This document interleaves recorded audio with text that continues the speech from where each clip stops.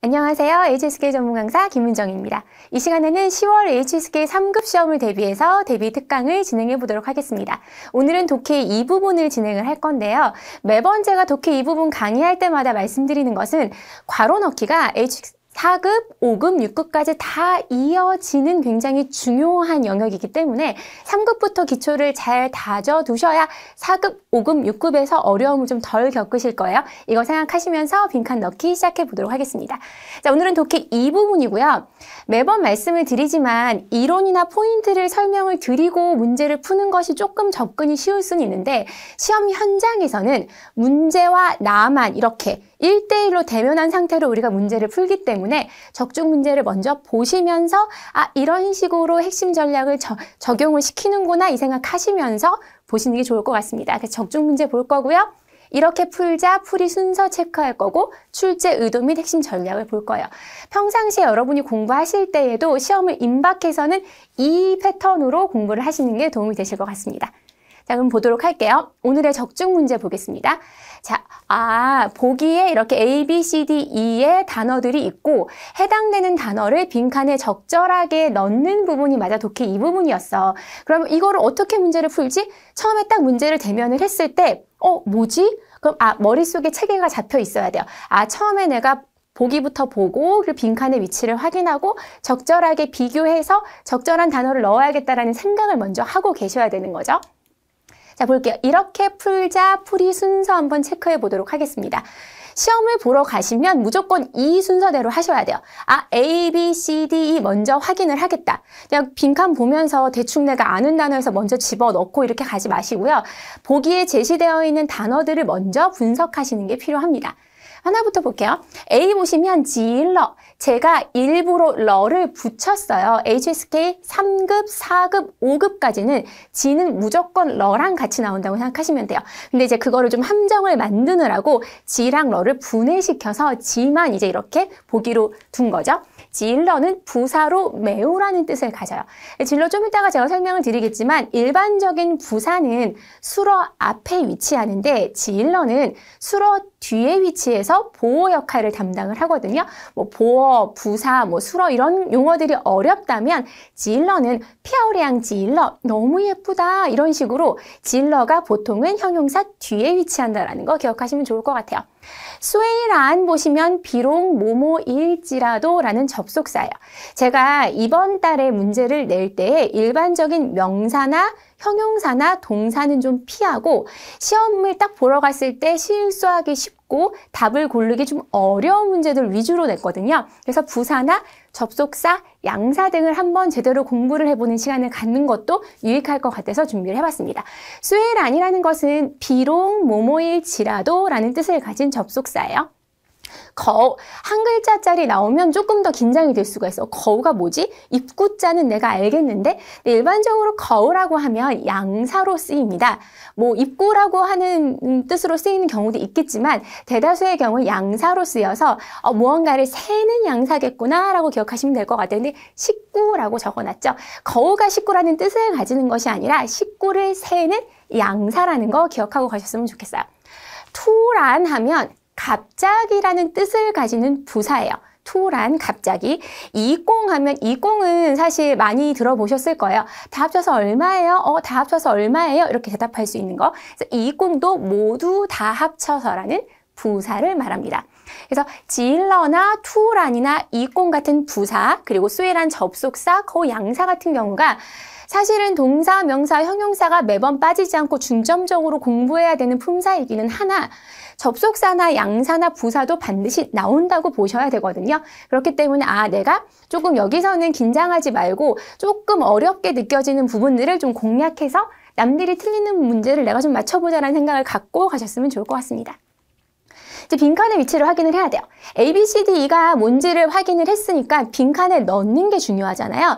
그러면 단순히 앞뒤를 해석해서 넣는다기보다는 내가 아까 부사, 접속사, 양사는 문장에서 어느 위치에 들어가는 걸까라는 생각을 하시면서 공부를 하시는 게 도움이 될 것 같아요.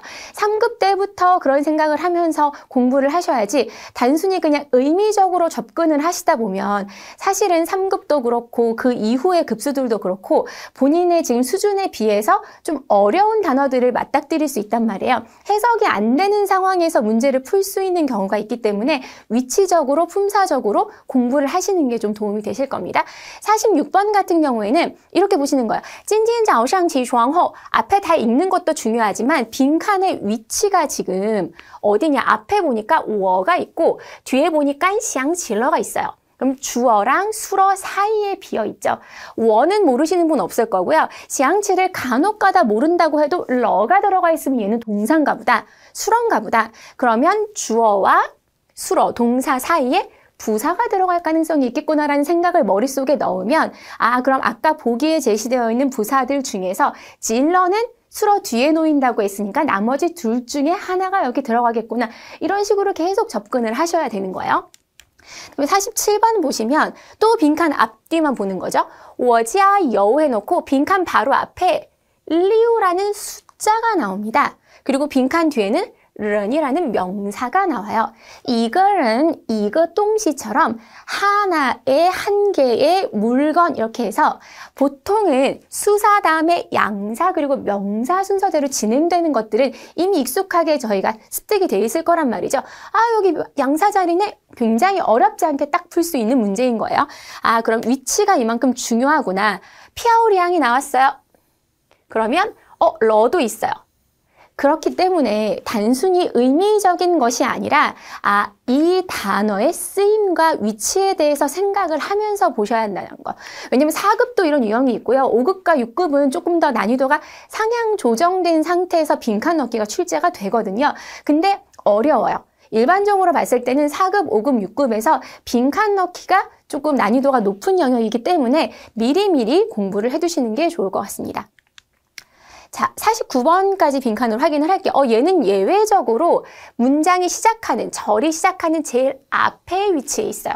우리가 보기에서 쇠란이라는 접속사를 봤기 때문에 여기서 들어가겠구나라는 게 이미 잡힐 수가 있는 거죠. 자, 두 번째, 50번 같은 경우에는 지금 대화 형식으로 이루어져 있어요. A가 뭐라고 얘기하고 B가 뭐라고 얘기하고. 물론 A, B를 다 읽는 것도 중요하죠. 하지만 시간 제한이 있기 때문에 빨리 문제를 풀 때에는 빈칸 앞뒤가 중요하다고 했어요. 除了你和我, 너랑 나 빼고 했는데 앞에 이렇게 돼 있고 还有7个人要走돼 있어. 숫자가 돼 있고 어쨌든 간에 앞에 또 뭘 가지고 있다라는 그 동사가 있기 때문에 부사가 들어갈 가능성이 있겠구나. 근데 뒤에 숫자가 있네 라고 염두에 두시면 좋을 것 같아요. 자, 여러분 지금 어떤 단계를 밟았죠? 첫 번째는 뭘 한 거죠? 우리가 보기 A, B, C, D를 살펴봤고요. 그다음 빈칸의 위치. 사실은 제가 이제 일목요연하게 설명을 드리느라고 이렇게 얘기를 한 거지 벌써 이미 문제가 다 풀린 상태여야 해요. 왜냐하면 제가 보기도 품사와 설명을 드렸고 빈칸도 빈칸의 위치에 대한 특성을 설명을 드렸기 때문에 그게 지금 맞물려 가면서 정답이 미리 골라져 있는 상태였으면 참 좋겠다는 생각이 드네요. 자, 봅시다. 쉬운 문제 먼저 푸시는 거예요.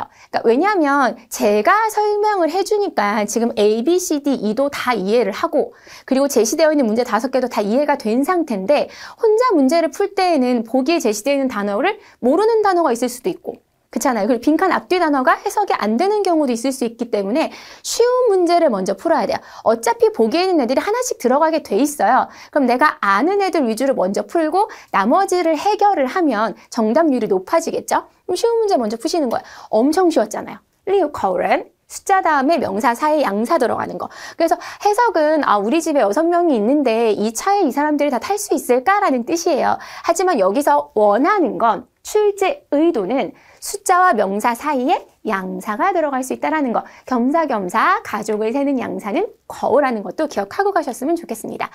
일단 보시면 피아오리앙 지일러는 지금 통째로 외우세요. 수어 뒤에 지일러라는 부사가 보호 역할을 해서 매우 심히라는 뜻으로 쓰인다는 거. 이곳이 너무너무 아름다워. 그치? 그래서 돌아가고 싶지 않아라는 뜻인데 피아오리앙 지일러로.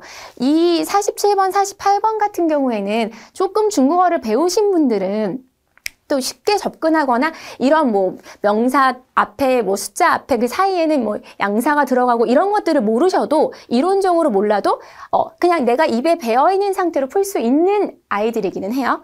자, 46번 갑니다. 그럼 이제 나머지 문제들을 하나하나 처리를 해야겠죠? 그런데 주어랑 수어 사이에 부사가 들어간다고 했으니까 지금 정해져 있는 부사가 투란이 있고 이공이 있어요. 그럼 나머지 문제를 해결을 할 때 내가 오늘 아침에 일어나고 난 다음에 떠올랐대요. 갑자기 떠올랐다. 그해 겨울에 있었던 일들이 라고 접근을 할 수가 있겠죠?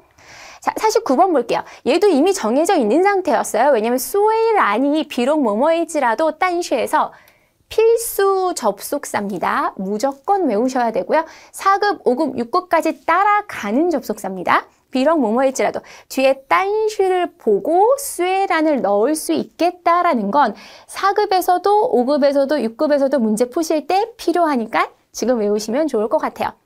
1등은 못했는데 그래도 나는 좋아 라는 뜻인 거죠. 자, 50번. 이 두 개가 부사 자리예요. 그런데 이공 자체가 뒤에 숫자가 있기 때문에 다 합쳐서 7명이기 때문에 남는 거 투란을 여기다 넣어도 되겠다라고 문제를 풀 수가 있는 거죠. 그래서 보시면 내일 도대체 몇 명이 짱라오시를 보러 간대? 너랑 나 말고도 다 합쳐서 7명이야 라고 이야기를 할 수 있는 거죠. 이렇게 해서 오늘 뭐 문제나 보기 봤을 때 막 지 앞에 한 글자 막 있고 거우 있고 막 두 글자 있고 수에란이랑 투란 막 생소해 이래도 우리가 하나하나 처음에 딱 봤을 때 모르는 단어가 많아도 절대 긴장하지 마시고요. 보기 먼저 품사 분석하시고 빈칸의 위치, 앞에 뒤를 확인하셔서 적절하게 넣으시면 좋을 것 같습니다. 자, 문제를 쭉 풀어봤습니다. 우리가 출제 의도와 핵심 전략으로 정리를 할 건데요. 여기서의 출제 의도는 사실상 명사, 동사, 형용사는 항상 나오는 거고 양사랑 접속사랑 부사를 이해하는지도 출제자가 분명히 물어봅니다. 그렇기 때문에 기억을 하시는 게 좋을 것 같고요. 양사 같은 경우에는 숫자나 명사 사이에 넣어야지. 양사가 굉장히 많아요. 근데 그 모든 양사를 다 외우면 머리가 아프잖아요. 한 글자짜리가 있는데 숫자랑 명사 사이에 빈칸이 비어 있으면 여기다가 넣어야겠다. 접속사는 수행한 딴시 오늘 요거 하나부터 시작해서 외우는 거 시작하셨으면 좋겠습니다. 자, 오늘 쭉 이렇게 훑어봤습니다. 오늘 배운 내용이 사실상은 진짜로 시험 현장 가서 긴장하거나 당황시킬 수 있는 난이도가 높은 문제였기 때문에 오늘 다시 한번 정리를 하면서 시험 현장 가서 진짜 어려운 문제 다 맞추시기를 소망하면서요. 오늘 수업 여기서 마무리 짓도록 하겠습니다.